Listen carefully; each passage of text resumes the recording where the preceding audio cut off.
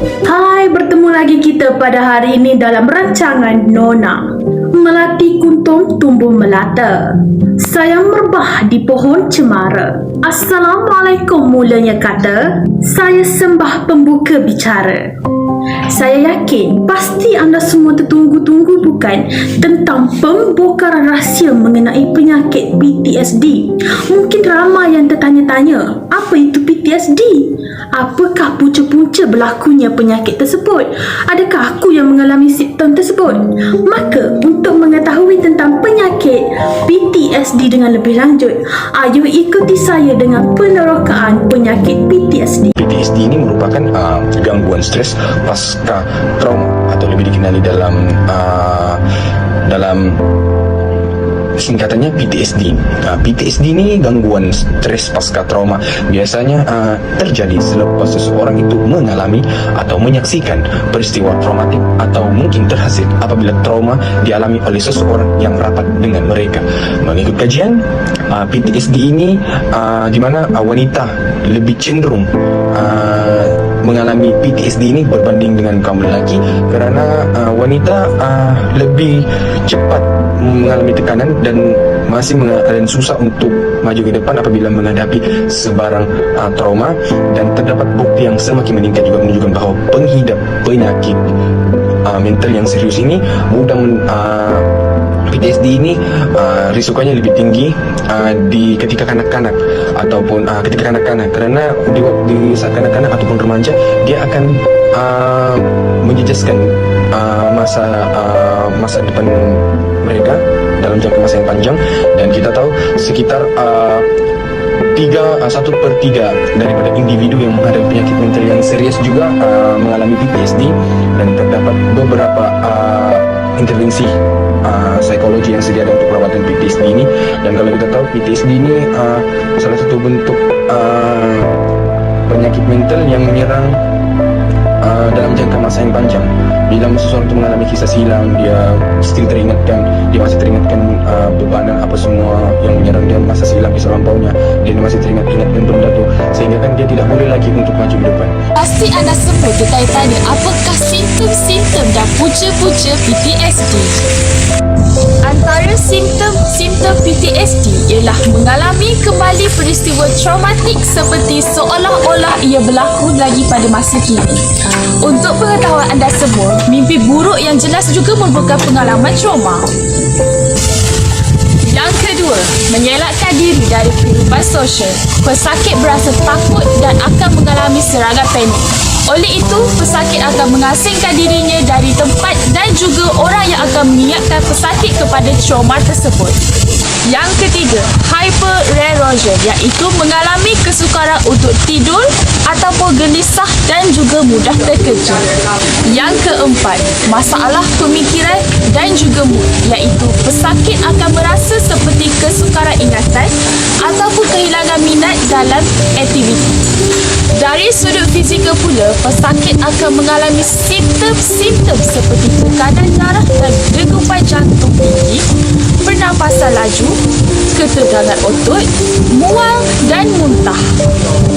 Klien kami mengalami antara simptom-simptom ini, iaitu beliau pernah mengelakkan diri dari kehidupan sosial kerana beliau pernah terjumpa wajah seakan-akan yang mengingatkan beliau kepada trauma tersebut. Beliau juga ada mengalami simptom fizikal juga seperti degupan jantung tinggi, pernafasan laju dan menyebabkan beliau berasa panik.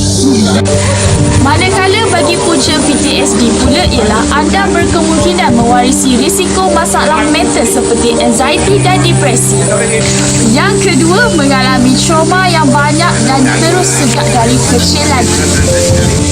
Yang ketiga, mewarisi aspek personality yang digelar tabiat. Yang keempat, cara otak mengawal hormon yang dilepaskan oleh badan sebagai respon kepada stres.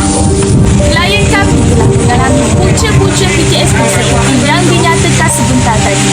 Klien kami pernah mengalami trauma dan juga keluarga beliau pernah mempunyai sejarah mental iaitu bipolar sebelum klien kami didiagnosis sebagai penyakit PTSD. 我们要 dah rujuk adalah my older sister who is actually taking medic in Egypt. So kalau macam Oda ada nightmare ke apa, Oda akan bagi tahu dia lah. Sebab macam mana we are very close pun. So even kalau dia tak ambil medik pun I would still tell her juga. But macam my older sister, she's very smart. She's very very smart. So macam Oda selalu like tanya dia pasal certain things. So macam bila Oda ada nightmare semua, dia macam tanyalah, maybe try look up PTSD and tengok kalau you rasa similar dengan the symptoms. So daripada after Oda tanya my older sister tu, baru Oda macam search, tengok YouTube videos lah, macam 5 signs of 5 symptoms of PTSD. So macam bila Oda tengok that video, Oda macam like, oh okay, like I have some of those symptoms, and then daripada situ buatlah research sendiri and so on. Okay, so PTSD ni dia apabila kita mengalami satu perkara yang sangat traumatik, perkara di mana sangat menakutkan. Macam contohnya kalau dalam kes Oda, abuse and rape lah. Tapi macam orang-orang yang pergi perang, diorang pun dapat, biasanya orang-orang yang pergi perang dan pulang balik pun ada PTSD juga, sebab benda tu traumatik bagi dia. Dia nampak yang dia kena bunuh orang, dia nampak orang lain kena bunuh, dia dia dikelilingi oleh bom sebagainya. So benda tu bukanlah situasi yang normal, itu adalah satu situasi yang traumatik, yang menakutkan. So let's say kalau kita berjalan malam, jalan pergi ke kereta, and then suddenly ada orang ragut, kita takut sangat, kita trauma lah. So and then after that, kita rasa macam dah tak boleh nak jalan malam, tak boleh nak jalan seorang, sebab kita dah mengalami benda tu. So kita sentiasa takut yang benda tu akan berjadi lain sekali. Baiklah, para penonton telah mengetahui tentang definisi dan simptom-simptom PTSD. Jadi sekarang saya akan kongsikan mengenai rawatan dan komplikasi PTSD. Terdapat 2 jenis rawatan yang boleh dihadiri oleh pesakit PTSD. Yang pertama ialah menghadiri sesi terapi, yang kedua adalah mengambil ubat-ubatan. Terapi terbahagi kepada 2, iaitu terapi kognitif dan terapi pendedahan. Terapi kognitif adalah berfungsi untuk mengatasi masalah cara berfikir negatif pesakit PTSD dan juga mengenai trauma-trauma yang pernah berlaku. Untuk terapi pendedahan pula adalah untuk melibatkan proses pendedahan pesakit dengan pengalaman trauma yang pernah berlaku secara berperingkat dan juga secara selamat. Kita teruskan dengan rawatan dari pengambilan ubat-ubatan. Terdapat 2 jenis ubat yang boleh diambil oleh pesakit PTSD. Yang pertama adalah ubat anti kemurungan, yang kedua adalah ubat anti keresahan. Ubat anti kemurungan adalah untuk mengawal rasa marah, rasa sedih dan juga rasa kosong yang melampau. Terdapat 4 jenis ubat anti kemurungan. Yang pertama adalah ubat trisiklik, ubat rima, ubat SSRI dan ubat SNRI. Untuk ubat keresahan adalah untuk menenangkan pesakit dari rasa keresahan atau kebimbangan. Terdapat jenis ubat ini dipanggil sebagai benzodiazepin. Benzodiazepin terbagi kepada 3, iaitu alprazolam, diazepam dan juga lorazepam. Seterusnya adalah komplikasi daripada pengambilan ubat-ubatan. Untuk pengambilan ubat-ubatan anti kemurungan, untuk ubat trisiklik, pesakit akan mengalami mulut yang kering, rasa mengantuk, rasa menggeletar dan juga kenaikan berat badan. Untuk ubat SSRI dan SNRI akan mengalami cirit-birit dan juga sembelit. Untuk ubat anti keresahan, pesakit akan mengalami rasa mengantuk, rasa keliru dan juga gangguan pertimbangan. Komplikasi lain yang akan dialami oleh pesakit adalah rasa halusinasi dan juga penyahidratan. Selain itu juga, pesakit akan mengalami rasa kebergantungan dan juga gian untuk makan ubat-ubat ini. Sekian dari saya, dipersilakan pembentang yang seterusnya. Kesan psikologi oleh pesakit atau ahli keluarga. Yang pertamanya dari segi psikologi pesakit.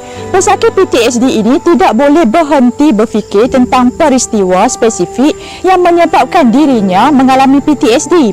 Berdasarkan hasil temu bual bersama dengan klien mengatakan bahawa dirinya masih mengingati kejadian dan bagaimana dia dirogol tersebut.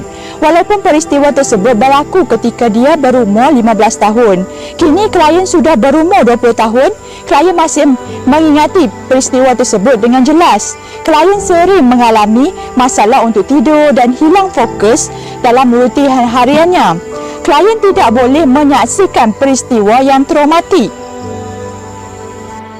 Pesakit PTSD ini akan mengalami tekanan emosi yang lebih kuat berbanding sebelum ini. Hasil temu bual bersama dengan klien sukar untuk mengawal emosi kemarahannya atau panas baran. Sekiranya bila berhadapan dengan situasi yang membuatkan dirinya berasa marah atau stres dengan persekitaran sosialnya. Apabila klien berasa tidak boleh nak kawal emosinya, klien akan mengambil ubat antidepresen untuk menenangkan pemikirannya sebelum klien tidur.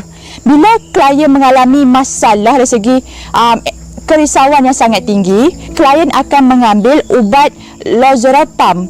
Ubat ini diambil oleh klien sekiranya klien perlukan. Klien perlu bergantung kepada ubat untuk memberi ketenangan kepada klien setiap hari. Pesakit PTSD ini akan mengelak diri dari kehidupan sosial. Hasil temu bual bersama dengan klien sukar mempercayai orang lain terutamanya lelaki kerana klien takut sekiranya peristiwa rogol itu berulang kembali. Klien berasa takut untuk berkenalan dengan orang yang baru dikenali dan klien akan cuba mengelak dari manusia, tempat, fikiran atau situasi yang boleh mengingatkan klien dengan peristiwa traumatik tersebut. Hasil temu bual juga saya mendapati klien mengalami peristiwa traumatik ketika kanak-kanak. Hal ini kerana klien memberitahu bahawa dirinya dibuli oleh rakan sebayanya di sekolah menengah. Klien dibuli dari segi verbal iaitu rakan sebaya klien mengarahkan klien untuk membeli makanan dan menyiapkan kerja sekolah mereka. Klien beritahu bahawa pengalaman kanak-kanaknya tidak menyeronokkan. Klien juga beritahu bahawa dirinya dibesarkan dalam keluarga yang sangat tegas dan ibu bapa klien akan memukul klien sekiranya klien membuat masalah. Saya mendapati peristiwa traumatik sejak kanak-kanak inilah yang menjadi salah satu punca klien mengalami masalah PTSD. Peristiwa klien dirogol tersebut pun klien tidak memberitahu sesiapa selain kakaknya kerana klien mengambil sikap untuk memendamkan perasaan tersebut. Klien beritahu ahli keluarga yang pertama mengetahui dia didiagnos oleh doktor sebagai pesakit PTSD ialah kakaknya. Kakaknya yang banyak memberi sokongan dan nasihat kepada klien. Sekiranya klien kena panic attack, kakaknya akan memeluknya erat dan dia akan menangis sepuas hati ketika itu. Klien beritahu juga dia berasa bersyukur kerana mempunyai kakak, teman lelaki dan kawan baik yang sangat memahami dirinya. Pada masa yang sama mereka menjaga klien. Malahan berdasarkan masalah yang dihadapi oleh klien yang telah ditemu bual oleh kami telah mendapati bahawa beliau mengalami masalah PTSD dari segi trauma gangguan seksual. Bukan sahaja gangguan seksual tetapi beliau telah menyatakan bahawa beliau pernah dirogol oleh teman lelakinya sendiri. Tetapi apa yang mengejutkan kita adalah di mana beliau menyedari yang itu adalah jenayah rogol setelah 5 tahun kemudian. Kerana beliau berpendapat beliau tidak pernah mendapat sex education, yang mana beliau telah menganggap perkara tersebut adalah perkara biasa tanpa beliau melakukan tindakan selanjutnya.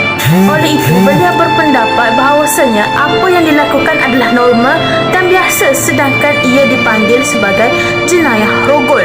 Namun setelah beliau berumur 18 hingga 20 tahun, barulah dia merasakan bahawasanya apa yang dilakukan dan apa yang dihadapi oleh beliau bukanlah sesuatu perkara perkara yang biasa sehingga beliau mengalami trauma PTSD. Kesannya beliau telah mengalami kejadian mimpi ngeri dan sentiasa orang yang melakukan kejahatannya menghantui fikirannya, menyebabkan beliau sering menangis-nangis dan merasakan diri tidak berguna disebabkan oleh PTSD, iaitu traumatis. Keperluan pesakit yang perlu diberi adalah terapi perilaku kognitif yang bertujuan untuk mengubah fungsi pelayan berfikir, analisis, pengambilan keputusan, tindakan dan reaksi emosional untuk membantu klien menghadapi masalah. Yang kedua adalah terapi desensitisasi pembayangan, image exposure therapy, di mana terapi ini klien yang menghidapi penyakit PTSD akan dihadapkan dengan hal yang menjadi ketakutan mereka. Ianya dilakukan agar pesakit boleh menenangkan diri sebelum mengingat kembali bayangan traumatik. Dan yang ketiga adalah pemprosesan ulang dan desensitisasi mata. Pada terapi ini, penderita akan dihadapkan dengan objek atau kejadian traumatiknya bersama panduan ahli. Ahli tersebut akan memandu melalui pemberian stimulus gerakan jari tangan agar klien dapat memfokuskan diri ketika menghadapi traumanya. Dari segi keluarga pula, beliau mendapat sokongan keluarga apabila mengetahui keadaan anak beliau semakin teruk. Hal ini kerana anak mereka yang lain juga pernah mempunyai rekod masalah kesihatan mental. Bahkan mereka sekeluarga mula menyedari hal ini apabila simptom-simptom dan ciri-ciri PTSD lengkap pada anak perempuannya. Oleh itu, mereka terus menasihati anaknya untuk mendapatkan rawatan psikologi di hospital bagi rawatan lanjut untuk mencegah supaya tidak menjadi lebih teruk. Pekerja sosial perubatan menawarkan pelbagai perkhidmatan terutamanya dari segi bantuan fizikal, bantuan emosi dan juga bantuan advokasi.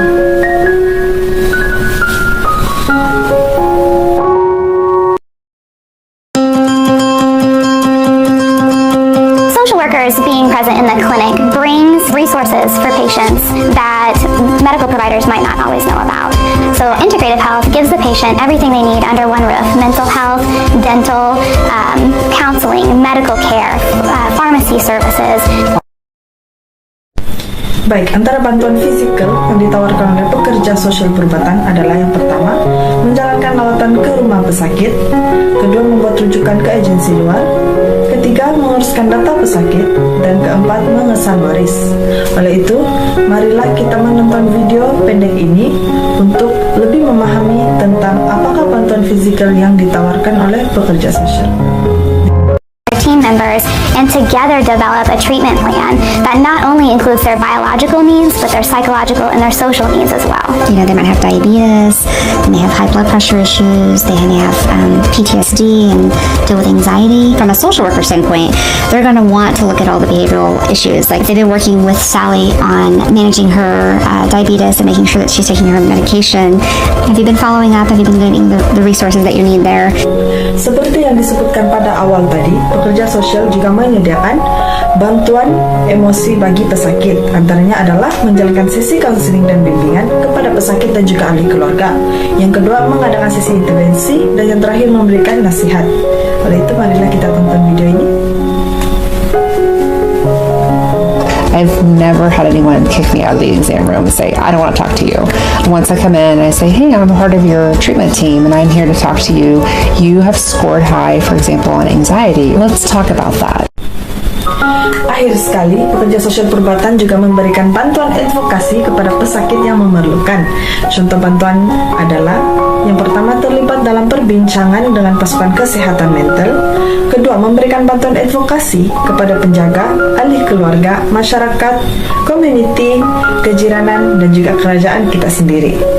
Dengan itu, berakhirlah pembentakan kami, dan sila tonton video seterusnya untuk mengetahui dengan lebih lanjut tentang profesion pekerja sosial perubatan. Semoga perkongsian kami ini dapat membantu orang ramai untuk lebih memahami profesion kerja sosial ini. Sekian dan terima kasih. Advocacy, sometimes people do need outside referrals such as food. They may need a referral for clothing or rent or lights or information. Yes, get busy. Cut.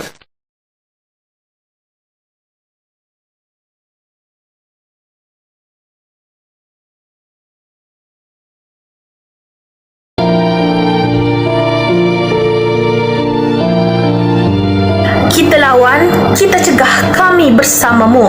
Kita lawan, kita cegah, kami bersamamu. Kita lawan, kita cegah, kami bersamamu. Kita lawan, kita cegah, kami bersamamu. Oleh itu, sekian sahaja Nona pada hari ini. Sehingga bertemu kembali di lain rancangan. Assalamualaikum. I can love